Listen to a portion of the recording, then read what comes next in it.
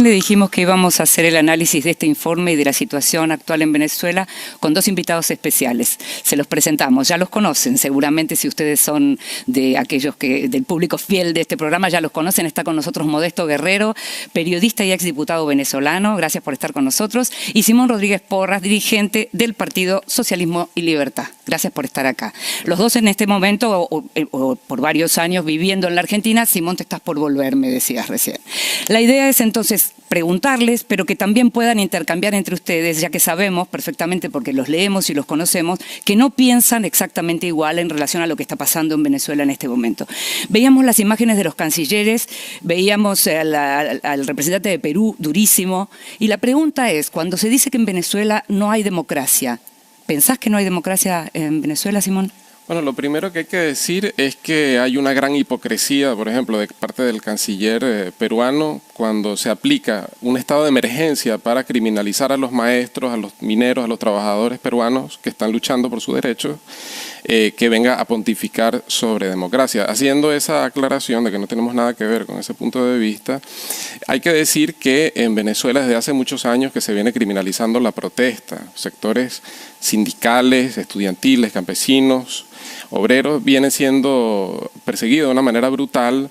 En el 2009 estuvo por año y medio preso un cacique indígena, Sabino Romero, simplemente por luchar por los derechos constitucionales de su pueblo, el pueblo Yucpa. En el caso del luchador revolucionario Alcedo Mora, víctima de desaparición forzada en el año 2015, junto con dos refugiados colombianos que se encontraban en el estado de Mérida. Hasta el día de hoy no hay ninguna respuesta oficial sobre ese caso de desaparición forzada por denunciar corrupción. Compañeros de nuestra organización, que es una organización de oposición de izquierda independiente de la MUD, como Richard Gallardo, Luis Hernández, Carlos Requena, que fueron asesinados en el año 2008. Es decir, que hay una persecución brutal contra los sectores populares desde hace mucho tiempo. En los últimos 4 meses esto se ha agravado. Bueno, es un saldo de más de 120 muertos, según la fiscal Luisa Ortega Díaz, más del 70% víctimas de paramilitares y de fuerzas policiales y militares. Se ha aplicado esta fórmula fraudulenta de una elección de una Asamblea Nacional Constituyente que va a tener plenos poderes durante 2 años. Sí. Además prorrogables, se convierte en un poder supremo, y todo esto ¿al servicio de qué? Al servicio de aplicar un ajuste brutal contra la población, donde se ha hambreado a la población recortando las importaciones que estaban en 66.000 millones de dólares. En el año 2012 se ha recortado este año, se estima que van a estar por debajo de 20.000 millones de dólares. O sea, para pagar la deuda externa se le recorta las importaciones de cosas básicas como alimentos y medicinas a la población, y al servicio de ese ajuste bien terrible que mata de hambre y de mengua a miles de personas en Venezuela, se establece este tipo de mecanismos autoritarios. Va a contestar ahora, Modesto, le quiero preguntar lo mismo, pero quiero que me diga sí o no. ¿Hay democracia en Venezuela en este momento? Evidentemente que no. Ok. Yo coincido con muchos de los datos que él dio, son fácticos, no hay discusión sobre los hechos, no sobre la conclusión y su dinámica, porque los procesos son un poco más contradictorios, incluso aquellos procesos que no se llaman procesos. Y decir que en Venezuela no hay democracia sería un poco complicado para medir esa misma vara, para medir países como Paraguay, Haití, incluso algunos estados de Estados Unidos. Sería muy complicado usar la misma vara para medir y decir y concluir que hay democracia en esos otros lugares. El que haya recortes o tendencias autoritarias en un gobierno como el venezolano es el resultado inevitable, desgraciado por supuesto, yo no lo puedo reconocer, de todo aquel gobierno que hizo lo que está haciendo Venezuela ahora, defendiéndose, o el gobierno venezolano y quienes lo apoyan allá, defendiéndose de un asedio internacional y nacional que lleva, según la cuenta de organismos internacionales, 602 actos violentos en 4 meses. Imagínense ustedes un gobierno de cualquier lugar del mundo que lleve 602 actos violentos, no llamados guerra ni golpe, porque no usan los recursos de guerra y golpe, pero son actos violentos. Algunos tan violentos como quemar viva a la gente en la calle o usar aparatos militares o asaltar cuarteles, como se ha hecho durante 8 ocasiones. Un gobierno en esas condiciones, por muchas características que tenga, contradictorias con lo que dice, va a estar sometido a una presión que inevitablemente lo lleva a defenderse. Y en la defensa tienes el problema de atacar y defender. Tienes que usar mecanismos violentos. ¿Hay democracia o no hay democracia en Venezuela? Hay democracia en Venezuela porque no puede no haber democracia donde un periodista o las cadenas internacionales estuvieron cubriendo las elecciones del 30 de julio. Algunos periodistas no pudieron entrar y algunas cadenas tuvieron algún problema para entrar, pero el periodismo en general, el que pudo ir y llenó los requisitos fue. Me gustaría seguir preguntándoles, voy a seguir preguntándoles en un ratito, pero ahora les van a preguntar mis colegas. Simón, ¿qué tal? Buen día. Una de las características básicas del chavismo, desde mi punto de vista, fue que siempre logró respetar, hizo un esfuerzo por respetar el resultado de las elecciones que él mismo convocaba. Hubo momentos en los cuales, pocos, pero algunos momentos en los cuales el chavismo perdió las elecciones, reconoció esas derrotas, el primer referendo por la reelección indefinida de Chávez, que perdió por 2 puntos, las elecciones legislativas que perdió Maduro. En todos esos momentos el chavismo se comportó, digámoslo así, de manera leal a las elecciones y al sistema democrático. La oposición no ocurrió lo mismo. De hecho, varias de las derrotas que sufrió la oposición no fueron reconocidas como tales, incluso cuando eran por 10 o 15 puntos de diferencia. Mi pregunta es, ¿hay posibilidad de reconstruir la democracia en Venezuela con una oposición que no reconoce los resultados electorales?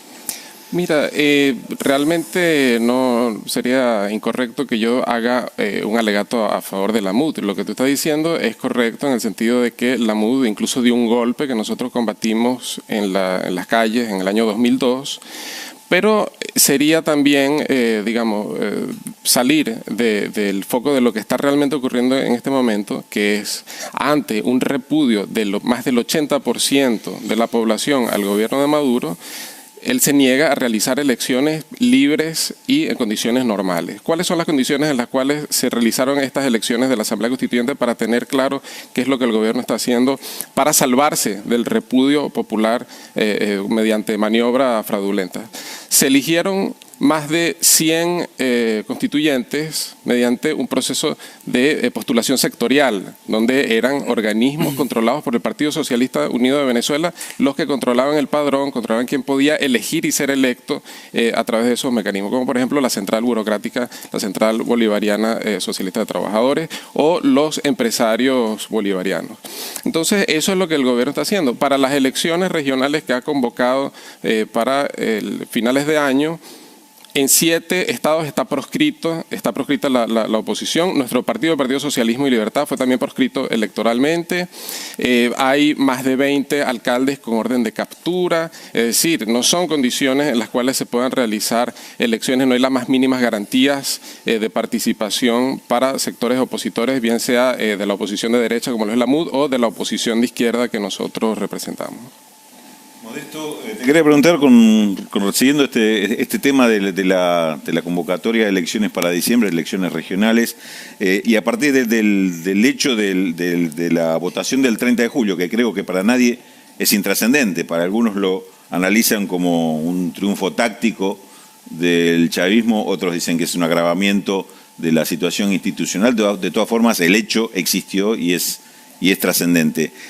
¿Consideras que hay un cambio en la táctica de la oposición después del 30 de julio? Porque hay sectores que están diciendo, como Ramos Ayub, como algún otro dirigente, que van a ir a esas elecciones, van a presentar candidaturas a esas elecciones, otros la niegan, la rechazan esta posibilidad de las elecciones de diciembre. La táctica cambia porque es obligada por el impacto que tuvieron 8.090.000 votos sobre lo que hacía la oposición. Lo que no cambia es la estrategia.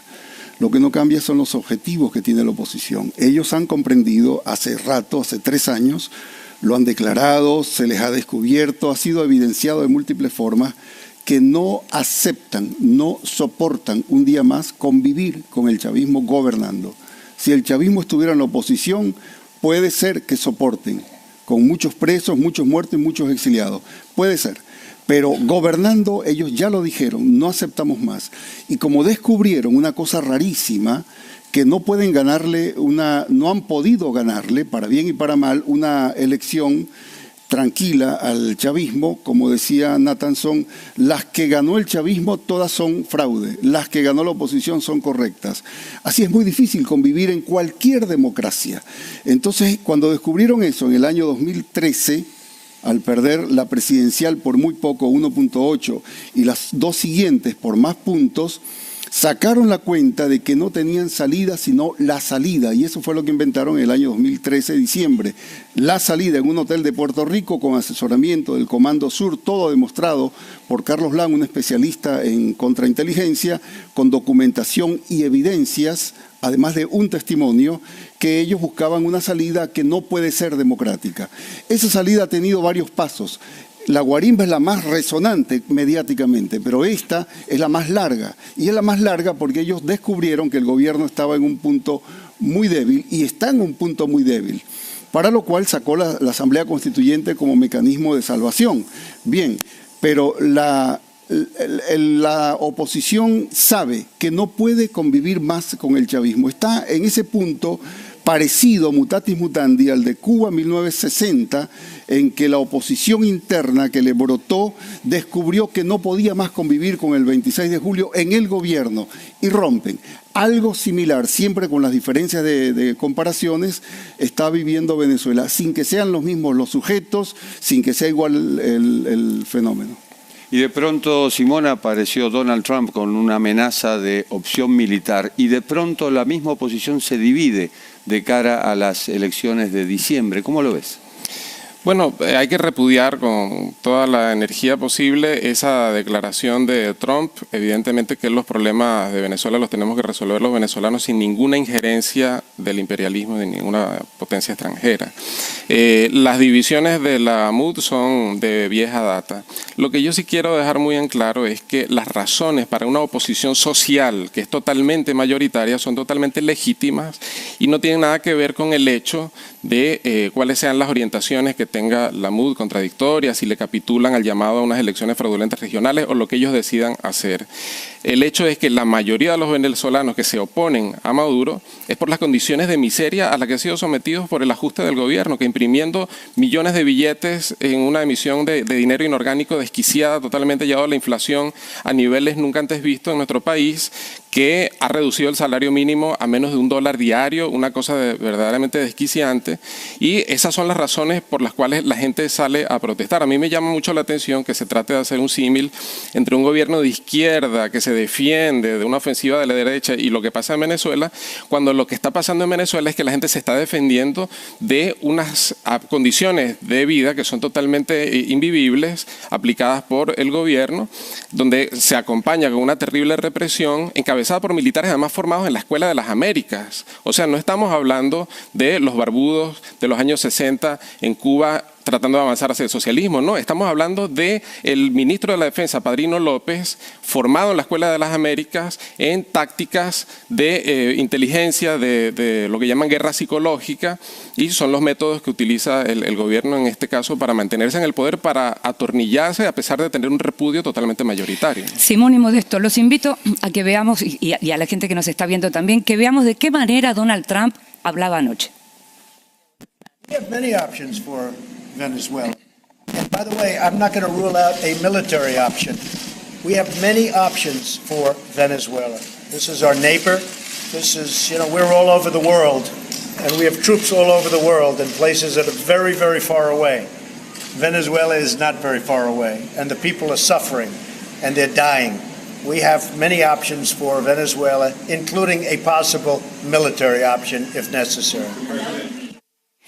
Fuentes muy cercanas a la Casa Blanca dicen que las apreciaciones de Donald Trump fueron completamente improvisadas, es decir, no había hablado absolutamente con nadie y se mandó con lo que acabamos de ver. Puede ser, pero lo que no es improvisado es la posición del Departamento de Estado, esa no es improvisada. Hay un hecho muy descuidado por la izquierda venezolana, en Venezuela, por la izquierda latinoamericana, una buena parte, y por el propio gobierno venezolano, que no ha prestado los mejores recursos frente a ese peligro. En el norte de Santander, desde hace 3 meses se han preparado técnico-militarmente los paramilitares, aquellos famosos que usaban la sierra para cortar opositores ordenados por Santos y Uribe, los famosos sierreros. Creo que se llaman los Guzmán, norte de Santander. 3 veces en los últimos 4 meses se han aprestado justamente en coincidencia con las 3 veces en que el Departamento de Estado o el Comando Sur han dado señales como esta que dice Donald Trump de intervenir en Venezuela. Ese hecho, más lo que anuncia Donald Trump, sea improvisado o no, él es improvisado casi por naturaleza. No, lo que a mí me sorprende es que es un hecho menor, pasa a ser un sonido. Esta declaración, no me parece, está todo el mundo hablando de esta declaración. Para el periodismo internacional. ¿Esta declaración? Sí, no para la política latinoamericana. No estoy de acuerdo. Fíjate que está en todos los diarios, todo el mundo levantó estas declaraciones de Donald Trump completamente inesperadas en un momento que, después vamos a hablar de este tema, pero en un momento en donde Estados Unidos o Donald Trump estaba anunciando que tenía el foco puesto, los ojos puestos en Corea del Norte, correcto, no en Venezuela. Bueno, ojalá y eso ocurra, porque si eso no ocurre, entonces estaremos en presencia de una cosa sorprendente. Hace 4 meses y medio, ese que estaba por ahí, Julio Borges, en la OEA pidió la intervención de Venezuela, y yo no sé si existe históricamente precedente de una cosa similar. El periodismo en general y la política de izquierda en general en América Latina hizo de eso un dato menor, como lo de Donald Trump. A lo mejor es un título porque llama la atención como título, pero no un dato político. Hablemos cortito, así mis compañeros pueden preguntar. ¿Vos crees efectivamente que la posible injerencia de potencias extranjeras, hablo básicamente de Estados Unidos y quizás de Colombia, algo que el chavismo denuncia todo el tiempo, tiene incidencia en el desarrollo del proceso venezolano?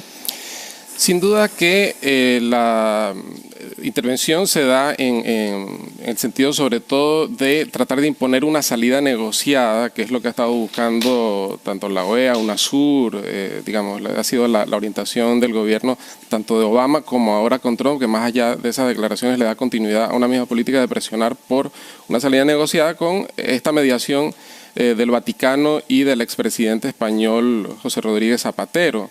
Las perspectivas en Venezuela son o de que se consolide el curso totalitario que lleva Maduro, el otro que efectivamente un gran estallido social, una gran rebelión popular logre dar al traste con estas intenciones, o que se dé la salida pactada al estilo de lo que se dio en Nicaragua, donde hubo una coexistencia, digamos, se le garantizó al sandinismo que mantuviera el control de las Fuerzas Armadas, o el tipo de salida que se dio en Chile al salir del pinochetismo, digamos, una salida que le garantice impunidad, que le garantice a todos estos nuevos ricos que se han enriquecido manejando la renta petrolera de una manera verdaderamente grotesca, que puedan mantener cuotas de participación en el poder político en Venezuela. Nosotros a lo que apostamos indudablemente es a la organización de los trabajadores, de los sectores populares, de manera independiente tanto del gobierno como de la MUD, para lograr revertir todas estas políticas que han llevado a la mayoría de la población al borde de la inanición. Hay estadísticas que le merecieron la destitución a la ministra de Salud, donde demostraba que la mortalidad infantil y materna había crecido de una manera espectacular, llegando a niveles no vistos desde los años 60 en Venezuela. O sea que esas son las razones de fondo por las cuales la gente sale a saquear alimentos, sale a enfrentar a los militares, a los paramilitares, que mientras se especula qué es lo que hacen los militares en Colombia, mientras tanto hay paramilitares en Venezuela matando gente. Eso es lo concreto. Modesto, permitime volver sobre el tema de las declaraciones de Donald Trump, porque bien sabés vos y sabemos todos la importancia que tiene el impacto mediático sobre todo a nivel internacional de lo que está sucediendo en Venezuela, de la forma que se están transmitiendo en los grandes medios lo que sucede en Venezuela, al punto de que muchos hablan de que los muertos son de un solo lado, que no habría muertos provocados por la oposición. ¿No te parece que esta declaración de Trump pone en negro sobre blanco algo que para los analistas era sabido, pero quizá para el gran público no, e inclusive, me refiero a la posibilidad o la amenaza de una intervención militar? E inclusive esto, ¿no te parece que incomoda a ese respaldo internacional que está recibiendo concretamente la MUD, para no incorporar a toda la oposición? Ahí está el secreto, que la propia Unión Europea ha reclamado una política distinta parcialmente a la que adelanta el gobierno de Donald Trump. Y dentro del propio gobierno norteamericano, una parte del Partido Republicano y una parte del Partido Demócrata no están de acuerdo, como lo manifiesta el Washington Post, el New York Times o el Chicago Tribune. Entonces hay una contradicción entre ellos que no saben cómo resolver. En lo que sí tienen acuerdo es ver cómo sacan del medio un gobierno que se declara de izquierda, que es de izquierda y que tiene un problema para ellos, con todas las contradicciones, perversiones y defectos que pueda contener ese gobierno se ha convertido en la última trinchera de defensa contra la marcha del llamado neoliberalismo sobre América Latina, ya instalado de manera cruda en Brasil, Argentina, Perú, México, Colombia, donde no es nada menor. A mí me sorprende que Simón le dé tan poca importancia a los paramilitares colombianos, que son un cuerpo del ejército norteamericano instalado en Colombia, muy superior en capacidad de acción y experiencia de matar que la que puedan tener los lúmpenes que pueden haber en el barrio 23 de enero de Caracas. No hay comparación. Me pareció que en realidad hablaba de que también había paramilitares venezolanos. Sí, no sé si no le dio... Lo comprendí. No, por eso. Que no hay comparación entre los lúmpenes del 23 de enero, que pueden formar un colectivo y alguna vez hacer alguna tropelía, con el cuerpo armado con 22 años de aprendizaje en matar. Según el Estado colombiano, en el libro Ya Basta, equivalente al Nunca Más de Acá, 232.000 asesinados dice el Estado colombiano, gobierno Santos, que se atribuye el Estado. La Comisión Independiente dice 283.000. O sea, eso no es cosa menor. Lo que me sorprende a mí de todo esto es que es un hecho menor en la política y en el periodismo, especialmente en la izquierda que se formó en el antiimperialismo, o en esa cosa, que eso ocurra y que Donald Trump diga eso y no sea el eje de la discusión en todo el problema latinoamericano. Hablando de responsabilidad de Simón, la pregunta es: ¿quién gobierna en Venezuela? ¿Maduro, la Asamblea Constituyente o los militares que dominan el 40% de los ministerios? El chavismo y el gobierno de Maduro se define a sí mismo como un gobierno cívico-militar. De tal manera que esa categoría, digamos, a confesión de parte, relevo de pruebas, efectivamente es un gobierno con características militares, que aplica tribunales militares contra civiles que saquean alimentos o que protestan, que no es solamente la acción descontrolada de algún lumpen, como quizás se quiere sugerir acá, sino que son políticas sistemáticas de represión que se empezaron a aplicar contra el movimiento obrero y que ahora se generalizan. El uso de bandas armadas contra la población en coordinación con la Guardia Nacional Bolivariana, en coordinación con la Policía Nacional Bolivariana, y realmente hay que ver entonces en qué se traduce ese supuesto contenido izquierdista del gobierno que mata de hambre a la gente para pagar deuda externa, que le entrega el petróleo a Chevron y a Repsol, que el 12% del territorio nacional se lo ha entregado a las mineras como Barrick Gold y Gold Reserve. Es decir, si eso es un gobierno de izquierda, nosotros tendríamos que revisar todo lo que significa esa categorías. Nosotros estamos en total desacuerdo con considerar al gobierno de Maduro como un gobierno antiimperialista o socialista. En los hechos, más allá de los roces que tenga y de que no sea un agente directo, digamos, que reciba llamadas telefónicas para tomar decisiones, en los hechos le está sirviendo a Wall Street, le está sirviendo a estas transnacionales a las que le entregan nuestras riquezas, y no por nada el Washington Post, que recientemente citaba Guerrero, lo tildó al gobierno venezolano como la revolución socialista favorita de Wall Street, en una ironía, porque efectivamente lo que todo el mundo se pregunta es hasta qué punto va a llegar el gobierno venezolano matando de hambre a la población para pagar una deuda fraudulenta que además se evaporó, se fue en corrupción, las obras no existen, digamos, una cosa verdaderamente escandalosa. Venezuela es el país con la mayor fuga de capitales en la última década en proporción con el tamaño de la economía, más de 300.000 millones de dólares que se han perdido, y todo eso ya tiene 18 años gobernando. No se le puede imputar a otras fuerzas fantasmagóricas, cuando ha sido el gobierno el que ha tenido todo este tiempo el poder y ha llevado a cabo sus políticas y ha llevado al desastre del país. Tenemos que terminar este bloque y les quiero preguntar también por algo así como muy breve. ¿Pensás que las Fuerzas Armadas van a seguir, muy breve tiene que ser, ¿pensás que las Fuerzas Armadas van a seguir de manera unívoca junto al oficialismo? Sí. Desgraciadamente sí. A ver, muy rápido, ¿por qué desgraciadamente? Porque sería lo mejor la otra forma, la civil, pero cuando estás atacado, tú acudes a la violencia y la violencia está concentrada en recursos. Me entendiste mal entonces. Entonces vos estás diciendo, me estás hablando más de la represión, me parece, que de lo que yo te preguntaba. A ver.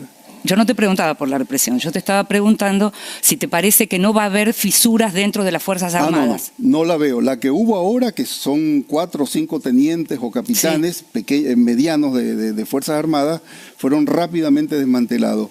No veo.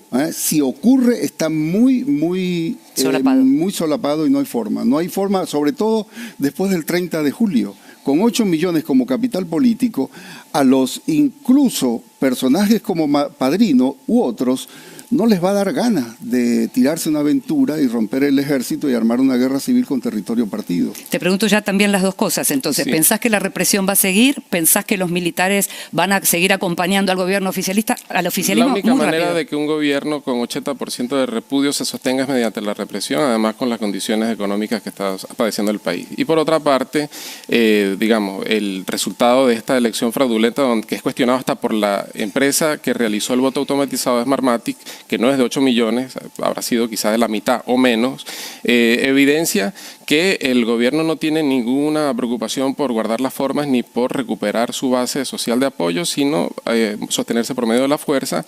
Hay divisiones en las Fuerzas Armadas como lo hay en toda la sociedad, y nosotros lo que creemos en todo caso es que sin tener ninguna apuesta por ninguna salida que venga de ese estamento que es históricamente reaccionario, lo que puede producir fisuras mayores es, como el 13 de abril del 2002, una masiva protesta popular que lleve a una situación insostenible a ese cuerpo represivo.